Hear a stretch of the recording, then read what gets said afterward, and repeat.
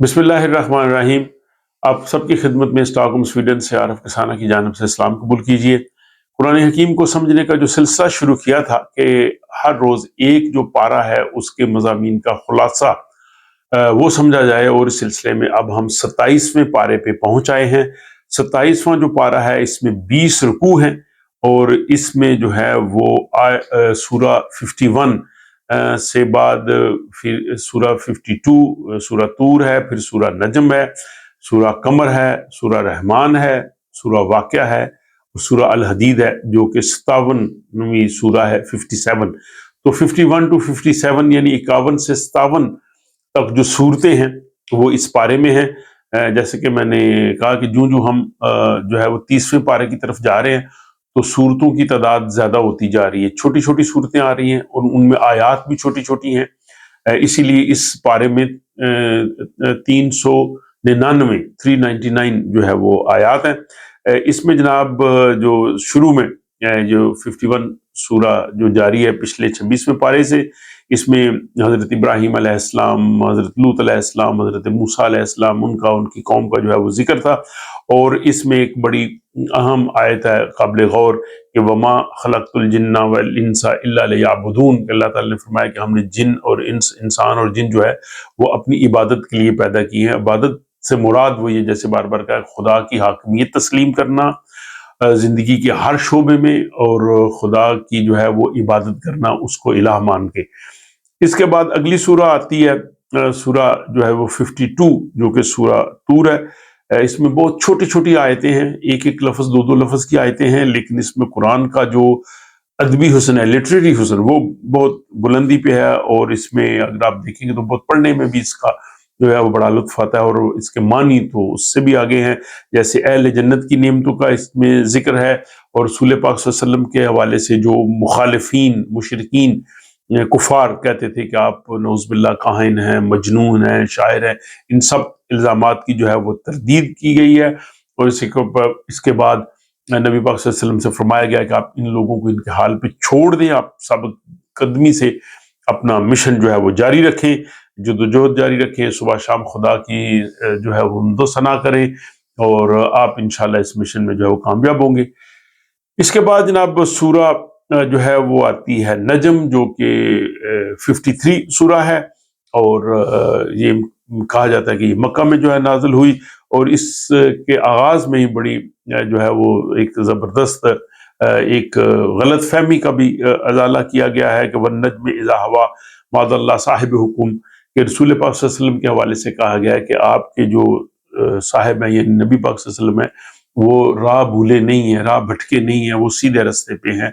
वो जो है वो मंजिल की तरफ वो सही तरह से गामजन है। क्योंकि बास जो है वो लोग उस जमाने में ये कहते थे रसूल पाक सल्लल्लाहु अलैहि वसल्लम जो है वो माज़अल्लाह जो है वो राह भूल गए हैं, भटक गए हैं।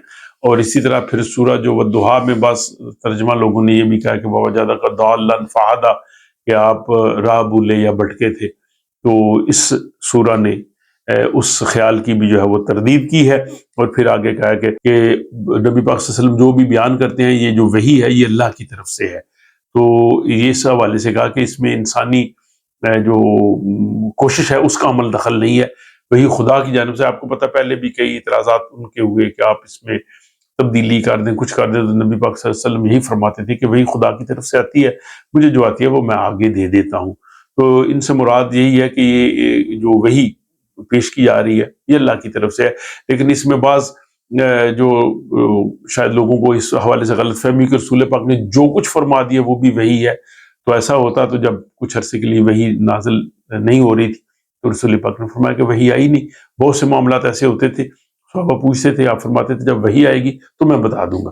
तो इसमें दोनों चीज़ों को अलग रखा गया है, रसूल पाक सल्लल्लाहु अलैहि वसल्लम के बाकी अक़वाल जो उन्होंने बातें की हैं और जो वही है, वही जो है वो सब की सब कुरान में है और ये खुदा की जानिब से है।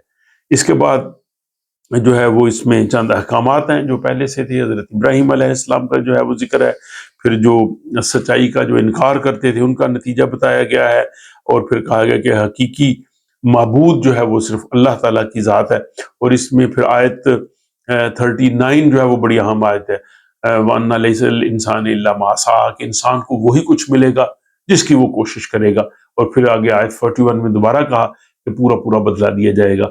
تو یہ جو حقیقت قرآن نے بیان کیا ہے کہ لَيْسَ لِلْإِنسَانِ إِلَّا مَا سَعَىٰ کہ ہر انسان کو برابر کا بدلہ ملے گا، خواہ وہ مومن ہے، وہ کافر ہے، مشرک ہے، جو کوشش کرے گا اس کو اس کا نتیجہ ملے گا۔ تو یہ ایک بہت بڑی حقیقت ہے۔ اس میں اسی لیے ہم دیکھتے ہیں کہ دنیا میں وہ قومیں آگے چلی گئی جنہوں نے کوشش کی، اور مسلمان اقوام انہوں نے کوشش نہیں کی، وہ پیچھے رہ گئے۔ تو یہ اس کی حقیقت یہاں پہ سورہ طور کی آیت 39 میں بتا دی گئی۔ پھر سورہ القمر ہے، یہ مکہ میں آئی، یہ 54 سورہ ہے، 3 رکوع ہیں، 55 آیات ہیں، اور اس میں بھی کفار مکہ جو انکار کرتے تھے ان کے حوالے سے بات کی گئی۔ پھر ان کو دلائل دیے گئے کہ جو تم انکار کرتے ہو ان دلائل پہ غور کرو۔ قیامت کا جو انکار کرتے تھے اس حوالے سے بتایا، پھر جو قیامت کا جو نقشہ ہوگا وہ کس طرح سے وہ دور ہوگا وہ بتایا۔ پھر جو گزری ہوئی قومیں تھیں ان کے حوالے سے بتایا، اور کہا جی کہ تم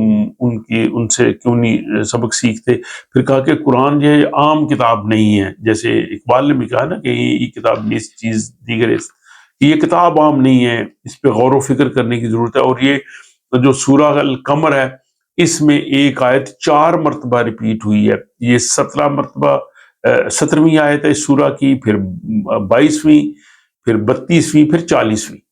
تو ایک آیت اگر بار بار یا ایک جملہ کسی کتاب میں بار بار آئے تو بعض اوقات یہ اس کو ادبی حسنی نقص کہتے ہیں، لیکن قرآن نے جس انداز سے کیا ہے کہ ایک بات کی ہے، اس کے بعد پھر وہ آیت آئی ہے، پھر وہ بات کی ہے، اور وہ کیا ہے کہ لَقَدْ يَسَّرْنَا الْقُرْآنَ لِلذِّكْرِ کہ ہم نے قرآن کو آسان کر دیا ہے اگر کوئی اس کو سمجھنا چاہے۔ تو یعنی وہ باتیں کر کے پھر کہا کہ قرآن کو ہم نے آسان کر دیا ہے۔ تو وہ لوگ جو یہ کرتے قرآن بہت مشکل ہے، سمجھ نہیں آ سکتا، اس کے لیے جو ہے وہ ہمیں بہت سے علوم چاہیے، ہمیں استادوں کے پاس جانا ہے، آدمی خود قرآن نہیں سمجھ سکتا، ان سب کا جواب قرآن نے دیا ہے، اور 4 مرتبہ جواب دیا ہے کہ قرآن سمجھنے کے لیے بہت آسان ہے، اور کوئی ہے جو اس پہ جو ہے وہ غور و فکر کرے۔ تو یہ بڑی خوبصورت آیت اس سورہ قمر میں 4 مرتبہ جو ہے وہ ریپیٹ ہوئی ہے۔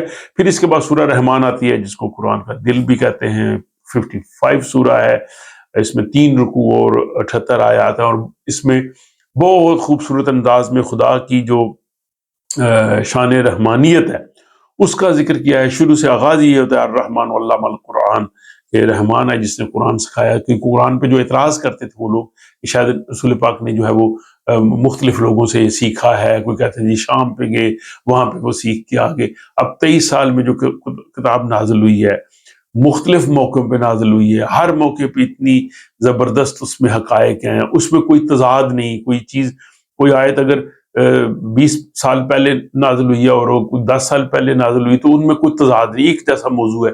کسی سے آدمی سیکھ کے کیسے ایسی کتاب بنا سکتا تھا؟ اور اگر سیکھ کے بنا سکتے تو اس زمانے میں جو لوگ تھے وہ بھی کو بنا لیتے نا، جنہوں نے رسول پاک کو نعوذ باللہ جو ان کا کہ انہوں نے رسول پاک کو سکھایا ہے، تو کسی اور کتاب تو اس دور میں ہمیں نظر ہی نہیں آتی۔ تو قرآن بلکہ عرب میں پہلی کتاب ہے، یہ میں نے برٹش میوزیم لندن میں بھی دیکھا، وہاں بھی انہوں نے لکھا ہوا تھا کہ قرآن جو ہے وہ عرب ورلڈ کی فرسٹ جو ہے وہ اس سے نثر کی کتاب ہے۔ وہ شاعری وہ لوگ کرتے تھے، تو کہا کہ رحمان نے جو ہے وہ قرآن سکھایا ہے، پھر اس نے انسان بنایا، انسان کو علم سیکھنے کی اس میں صلاحیت رکھی، اور خدا نے اپنی نعمتوں کا بار بار ذکر کیا ہے، اور نعمتوں کا ذکر کرنے کے بعد جن و انسان دونوں کو مخاطب کیا کہ خدا کی اتنی نعمتوں میں سے پھر تم کس کس نعمت کا انکار کرو گے؟ فَبِأَيِّ آلَاءِ رَبِّكُمَا تُكَذِّبَانِ، یہ آیت بہت مرتبہ اس سورہ میں جو ہے وہ دہرائی گئی ہے، ریپیٹ ہوئی ہے۔ اور نعمتوں سے انکار کا مراد یہ ہے کہ ایک تو وہ لوگ ہیں جو خدا کو بالکل ہی نہیں مانتے، خدا کے وجود کے انکاری ہیں، وہ انکار کرتے ہیں۔ پھر وہ ہیں کہ جو مانتے تو ہیں لیکن خدا پہ ایمان نہیں لاتے، وہ لوگ بھی ایسے ہیں۔ پھر وہ لوگ ہیں جو خدا کے ساتھ دوسروں کو شریک کرتے ہیں۔ پھر وہ لوگ ہیں جو خدا کی نعمتیں تو کھاتے ہیں لیکن احسان فراموشی کرتے ہیں۔ پھر وہ ہیں کہ جو نعمتیں لیتے ہیں لیکن زبان اور عمل سے شکر ادا نہیں کرتے، یعنی زبان سے شکر ادا کرنا اور عمل سے اپنی وہ خدا کی جو نعمتیں جس طرح خدا نے حکم دیا ان کے مطابق جو ہے وہ ان کا استعمال کرنا، اور دوسروں کو بھی شریک کرنا، اور اپنے وسائل دوسروں کے لیے کھلا رکھنا۔ تو یہ بہت خوبصورت اس میں سورہ رحمان میں جو ہے وہ میسج آتا ہے۔ پھر اگلی سورہ واقعہ آتی ہے جو 56 ہے، یہ اس میں 3 رکوع ہیں اور 96 آیات ہیں، اور اس میں بھی توحید، قرآن اور قیامت، یہ 3 جو ہے وہ موضوعات رکھے گئے ہیں۔ جو لوگ خدا کو نہیں مانتے تھے وہ دلائل دیے گئے ہیں، جو انکار کرتے تھے قیامت کا ان کے حوالے سے بتایا گیا ہے، پھر قیامت آنے کے حوالے سے بتایا گیا، اور پھر ایک بڑی اس میں اہم آیت ہے لا یمسہ الا المطہرون، کہ قرآن سے وہ لوگ فائدہ اٹھا سکتے ہیں جو جسمانی اور ذہنی، یعنی قلب و نظر دونوں کی پاکیزگی کے ساتھ اس کو چھوتے ہیں۔ تو قرآن کو صرف جسمانی پاکیزگی نہیں بلکہ قلب اور ذہن کی پاکیزگی جو ہے اس کے ساتھ جو ہے وہ اس پہ پڑھنا چاہیے، اس کو غور کرنا چاہیے۔ اور اس کے بعد جناب سورہ الحدید آتی ہے، 57 سورہ، اس کا مطلب لوہا ہوتا ہے۔ اس میں وہ آیت ہے کہ ہم نے لوہے کو اتارا، اس میں بہت سے لوگوں کے لیے فائدے ہیں اس میں۔ تو اس میں 4 رکوع ہیں اور یہ 29 اس کی آیات ہیں، مدینہ میں اس میں نازل ہوئی ہیں۔ اللہ تعالیٰ کی جو ہے وہ صفات اس میں بیان کی گئی ہیں، پھر اللہ کی راہ میں جو مال خرچ کرنے کا جو ہے وہ حکم ہے، اور اس کے بعد پھر یہ کہا ہے کہ حالات جو ہے وہ بدلتے رہتے ہیں۔ جو اس زمانے میں ظاہر کشمکش تھی اور وہ جو لوگ تھے ان کو یہ بتانا ضروری تھا، اور پھر کہا کہ اسلام ہی غالب آئے گا، اور پھر روز قیامت جو لوگ ایمان لانے والے ہیں ان کے کس طرح سے چہرے منور ہوں گے، کس طرح سے ان کو نعمتیں ملیں گی، اور منافقین کا بھی ذکر کیا ہے کہ منافقین جو یہاں پہ یہ جو سب کچھ سازشیں کر رہے ہیں ان سے اللہ تعالیٰ بھی آگاہ ہے۔ اور پھر اللہ کا اس میں اللہ تعالیٰ کی ذات کا ذکر ہے، ایمان کے تقاضے پورے کرنے کے حوالے سے کہا گیا ہے۔ پھر یہ کہا ہے کہ اگر آپ کو کوئی نعمت ملے تو اس پہ یہ نہیں کہ تم جو ہے وہ غرور و تکبر کو اترانا شروع کر دو، اور جب نہ ملے تو مایوس ہو جاؤ۔ انسان کو ان دونوں جو انتہاؤں کے درمیان رہنا چاہیے، یہ بڑا زبردست میسج ہے۔ پھر جو انبیاء اکرام گزرے ہیں ان کے واقعات ہیں، اور پھر اس میں زمین و آسمان کی تخلیق، اس کو بنانے کا ایک مرتبہ پھر کہا کہ ہم نے 6 ادوار میں بنایا۔ یہ بار بار قرآن میں جہاں بھی آیا وہ سیم یہ چیز آئی ہے، یہ نہیں کہ کسی جگہ کہا کہ 5 ہیں، کسی جگہ پہ 6 کہہ دیا، کسی جگہ پہ 4 کہہ دیا۔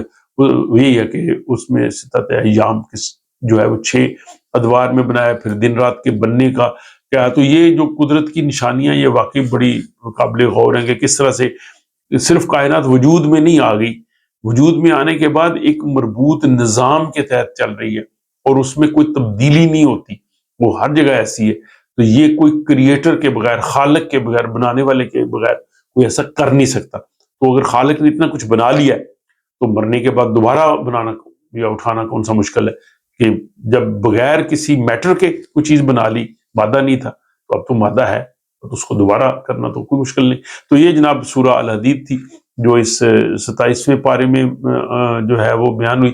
اب انشاءاللہ ہم اگلے ولاگ میں 28ویں پارے کے جو ہے وہ مضامین ان کا خلاصہ جانیں گے۔ اللہ تعالیٰ مجھے اور آپ کو قرآن حکیم پر غور و فکر کرنے کی توفیق دے، عمل کرنے کی توفیق دے، ہماری لغزشوں کو، غلطیوں کو معاف فرمائے، کہنے میں، سننے میں، سمجھنے میں جو غلطی ہو اللہ تعالیٰ اپنے فضل و کرم سے معاف فرمائے، اور ہمیں جو ہے وہ ایک اچھے انسان بن کے اس معاشرے میں رہنے کی توفیق دے۔ اپنا خیال رکھیے گا، ملاقات ہوتی ہے اگلے ویڈیو۔